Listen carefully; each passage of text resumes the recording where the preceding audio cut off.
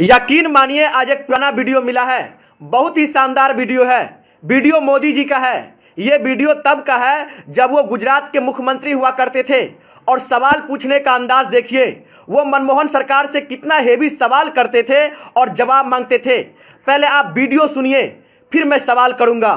मुझे जवाब दीजिए, ये जो आतंकवादी है, ये नक्सलवादी है, उनके पास शस्त्र और बारूद कहां से आता है?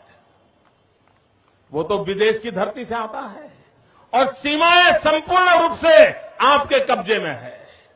सीमा सुरक्षा बल आपके कब्जे में है। मैंने उनको दूसरा सवाल पूछा। हमने कहा आतंकवादियों के पास धन आता है, हवाले से आता है, पूरा मनी ट्रांजैक्शन का कारोबार भारत सरकार के कब्जे में है, आरबीआई के अंडर में है, बैंकों के माध्यम से होता है। क्या प्रधानमंत्री आप इतनी निगरानी नहीं रख सकते कि ये जो धन विदेश से आकर के आतंकवादियों के पास जाता है आपके हाथ में है, आप उसको क्यों नहीं रोकते हैं? मैंने तीसरा सवाल उनको पूछा कि विदेशों से घुसपैठ आते हैं, घुसपैठ आतंकवादियों के रूप में आते हैं, आतंकवादी घटनाएं करते हैं, भाग जाते हैं। प्रधानमंत्री जी आप मुझे बताइए, सीमाएं आपके हाथ में है, कोस्टल सिक्योरिटी आपके हाथ में है, बीएसएफ सेना सब आपके हाथ में है, नेवी आपके हाथ में है, ये विदेश से घुसपैठ के कैसे घुस जाते हैं? मैंने चौथा सवाल पूछा, सारा कम्युनिकेशन भारत सरकार के अंडर में है। कोई भी अगर टेलीफोन पे बात करता है, ईमेल भेजता है, कोई भी कम्युनिकेशन करता है, भारत सरकार उसको इंटरप्ट कर सकती है। इंटरप्ट कर करके जानकारियां पा सकती है कि आतंकवादी गतिविधि के अंदर कौन सा कम्युनिकेशन चल रहा है और आप उसे रोक सकते हो। मैं पूछना चाहता हूं प्रधानमंत्री जी को, इस विषय में आपने क्या किया है? मैंने पांचवा सवाल उनको पूछा कि आप विदेशों में जो आतंकवादी भाग चुके हैं, जो लोग विदेश में बैठ करके हिंदुस्तान में आतंकवाद की घटनाएं कर रहे हैं, उनको प्रत्यारोपण के द्वारा हिंदुस्तान लाने का हमें अधिकार होता है। आपकी विदेश नीति में वो क्या ताकत है? एक बार इन पांचों चीजों पर कुछ करके दिखाइए, आतंकवाद जड़ मूल से उखड़ जाएगा। राज्यों के अधिकार हथिया करके राजनीति के करने के खेल छोड़ दीजिए। भाइयों बहनों, दिल्ली की सल्तनत के पास मेरे इन सवालों के जवाब नहीं है। कितना अच्छा वीडियो है, सुन के मजा आ गया। मोदी जी आप सवाल लाजवाब करते हैं। क्या पूछा है आपने? कृपया करके इन्हीं सवालों के जवाब आप दे दीजिए। जो सवाल आपने पूछे हैं, आज वही सवाल देश की जनता आपसे पूछ रही है।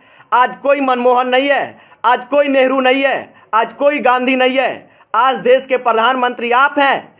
वो प्रधानमंत्री जो अपने आप को कहता है कि मेरा सीना 56 इंच का है।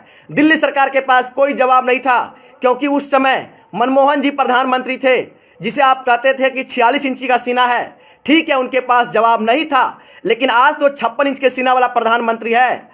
आपके पास तो जवाब होना चाहिए। देश की जनता को बताइए, वो आतंकवादी जो हमारे देश पे हमला करता है, उसके पास गोला बारूद कहां से आया? ये सभी विदेश से आते हैं। तो सीमा सुरक्षा आपके पास है, बीएसएफ आपके पास है। क्या आप देश की निगरानी नहीं कर सकते हैं? आप जवाब दीजिए।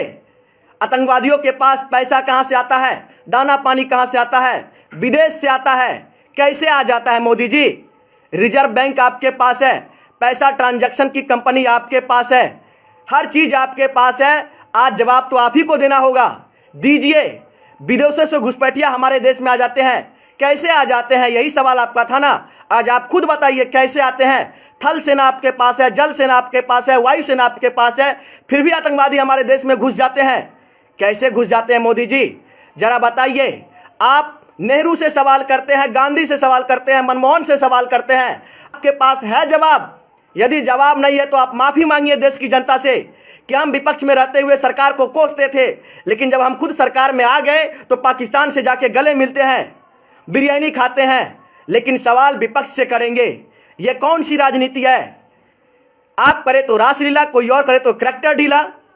आतंकवादी हमारे देश में घुस जाता है 300 किलो बारूद लेके, आपको पता भी नहीं लगता। कहां गई वो आईबी, कहां गई रॉ? कोई विदेशी हमारे देश में बॉर्डर क्रॉस करता है 100 ग्राम गांजा लेके, तो हमारे देश की सेना पकड़ लेती है।